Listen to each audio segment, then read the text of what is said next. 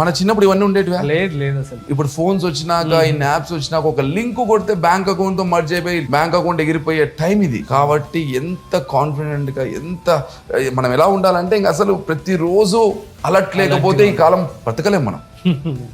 అసలు చాలా tough days ఇవన్నీ నిజంగా చెప్తాను. ఇంకా పోను ఎలా ఉంటాయి. కాబట్టి ఆర్టిఫిషియల్ ఇంటెలిజెన్స్ వచ్చేసింది ఇప్పుడు. ఇంకా ఆర్టిఫిషియల్ ఇంటెలిజెన్స్ గురించి మాట్లాడితే సింపుల్ లాజిక్, ఫ్యూచర్ లో యూత్ కి పర్ఫెక్ట్ చెప్తున్నా, ఆర్టిఫిషియల్ ఇంటెలిజెన్స్ లేని షాప్ ఉండదు, లేని బిజినెస్ ఉండదు, లేని వరల్డే ఉండదు. సో యాంకర్స్ కూడా ఉండదు.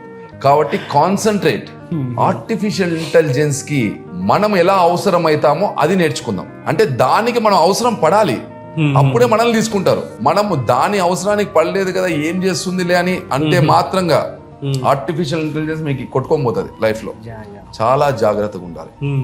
ఇంకొకటి యూత్ కి, అందరూ అప్పట్లో మీ నాన్న కుక్కట్పల్లిలో ఒక 1000 స్క్వేర్ యార్డ్స్ మెయిన్ రోడ్ లో ఇచ్చింటే 100 కోట్లు వచ్చేవి అని మన నాన్న అంట.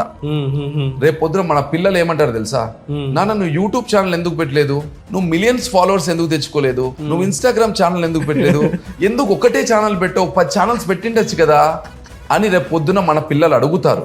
కాబట్టి మీలో ఉన్న కంటెంట్ ని బయటికి తీసుకొని రండి. మీలో ఏదో ఒక టాలెంట్ ఉంటుంది, మీరు దాన్ని ఆలోచించి నా టాలెంట్ ఇది అని అందరితో షేర్ చేయండి. ఒకవేళ మీ కంటెంట్ పర్ఫెక్ట్ అయితే లైక్ చేయడానికి, ఫాలో చేయడానికి, షేర్ చేయడానికి కోట్ల జనాలు ఉన్నారు. It is unlimited. సో బయటికి వచ్చి మీ టాలెంట్ ని చూపియండి. బాస్ వాలా, బీ ద బాస్.